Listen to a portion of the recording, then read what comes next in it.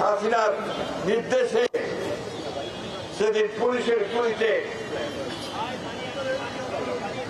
নিহত হয়েছে, শহীদ হয়েছে, অঙ্গ হারিয়েছে, চোখ হারিয়েছে, অন্ধ হয়ে গেছে। এই যে প্রায় 2000-এর উপরে আমরা মানুষ হারালাম, ছেলে হারালাম, তরুণকে হারালাম। এই যে আমরা প্রায় 30,000-এর বেশি অধিক আমাদের নেতা কর্মীরা অন্ধ হলো, পঙ্গু হলো। তার একটাই তো লক্ষ্যটা হচ্ছে যে ফ্যাসিস্ট হাসিনাকে বিদায় করে এই বাংলাদেশে একটা গণতান্ত্রিক রাষ্ট্র ব্যবস্থা প্রতিষ্ঠা করা, তাই না? একটা ন্যায্য সমাজ প্রতিষ্ঠা করা।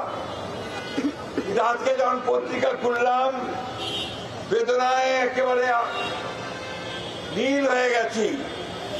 দেখলাম 5 জন সমন্বয়কারীকে গ্রেফতার করেছে পুলিশ।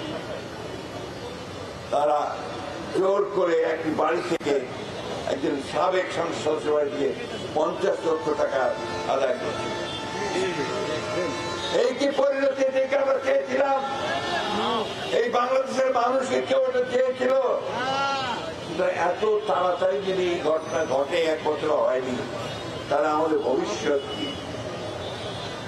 প্রিয় সহকর্মী যোদ্ধারা, এই কথাগুলো এই জন্য বলছি যে গোটা বাংলাদেশ তোমাদের দিকে চেয়ে আছে। এই তরুণ যুবক যারা বদলে দিয়েছে, যারা পাল্টে দিয়েছে সেই হাসিনার ক্ষমতাকে, তাকে দূর করে দিয়েছে দেশ থেকে, তাদেরকেই তো এখন এই দেশ গড়ে তুলতে হবে, তাদেরকেই তো এখন এই দেশকে নির্মাণ করতে হবে এবং তাদেরকে ভবিষ্যতের একটা সুন্দর বাংলাদেশ তৈরি করতে হবে, ন্যায্যতার ভিত্তিতে, মানবতার ভিত্তিতে।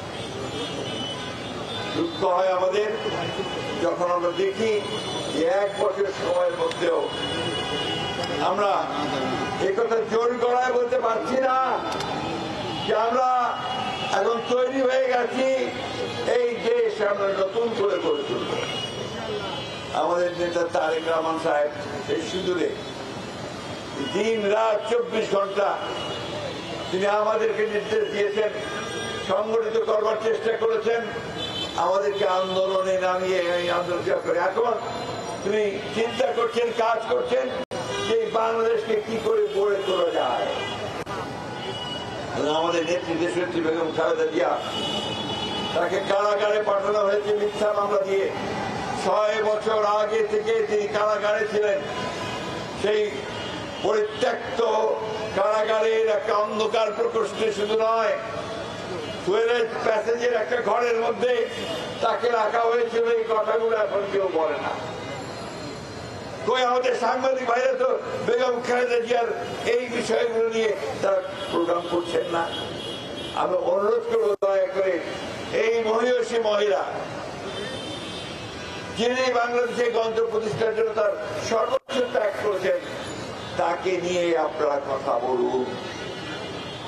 বন্ধুগণ, আজকে দুর্ভাগ্য আমাদের যে আমরা এমন কতগুলো বিষয় নিয়ে তর্ক বিতর্ক করছি, এমন কতগুলো বিষয় নিয়ে আমরা নিজেদের মধ্যে কোন্দলে লিপ্ত হয়েছি, যা বাংলাদেশকে আরো পেছনে ফিরে দিতে পারে, ফ্যাসিস্টদেরকে শক্তি যোগাতে পারে, ফ্যাসিস্টদেরকে সুযোগ তৈরি করে দিতে পারে, আবার নতুন করে বাংলাদেশের উপরে যে ব্যবস্থা। আমি এই কথাগুলো এই জন্য আজকে বলছি, এখানে যারা আছে সব আমাদের সামনের সারির যোদ্ধা, তারা আমাদের ভবিষ্যৎ, তারা আমাদের ভবিষ্যৎকে নেতৃত্ব দেবে। বন্ধুগণ, আরেকটা কথা বলি, একটা কথা আছে ইংরেজিতে, পারসেপশন, পাবলিক পারসেপশন, জনমত, জনগণের ধারণা, এটাই কিন্তু রাজনীতির মূল নিয়ামক। জনগণ কি ভাবছে? ওই যে আমার ভাই ওখানে ভ্যানে ফল বিক্রি করছেন, অথবা আমার ভাই যে রিক্সা নিয়ে দাঁড়িয়ে আছেন, রিক্সা চালাচ্ছেন, অথবা আমার ভাই যিনি সবজি বিক্রি করছেন, তিনি কি ভাবছেন? আপনারা কি কখনো তাদের কাছে গিয়ে জিজ্ঞেস করেছেন এখন যে ভাই যুদ্ধ তো হয়ে গেল একটা, আমরা হাসিনাকে দাঁড়ালাম, এই যে গ্রাফিতি করছি, ছবি আঁকবো, ছবি লিখবো, বই বই ছাপাবো। আপনার মতটা কি? বাংলাদেশের পরিবর্তনটা কি হলো জিজ্ঞেস করেন তাকে। যদি সত্যিকার অর্থেই এই দেশের পরিবর্তন করতে চান তাহলে তাকে জিজ্ঞেস করতে হবে যে সে কি চায়, আমার গ্রামের কৃষক কি চায়, তার অবস্থার কতটা পরিবর্তন হয়েছে, আমার এই ক্ষুদ্র ব্যবসায়ী তার ব্যবসার কতটা পরিবর্তন হয়েছে। বন্ধুগণ, এই কথাগুলো বলছি এই জন্য যে আজকে এই কথা বলার প্রয়োজন এসে গেছে। এই কথাগুলো বলা খুব দরকার। বর্তমান সরকার যারা প্রতি মুহূর্তে সংস্কারের কথা বলছেন, রাজনৈতিক দলগুলোকে দোষারোপ করার চেষ্টা করছেন ইনডাইরেক্টলি, যা আমরা কোঅপারেট করছি না, কথাগুলো সঠিক নয়। আমরা সারাক্ষণ তাদের এই সংস্কার কর্মসূচির সঙ্গে আমরা সহযোগিতা করছি।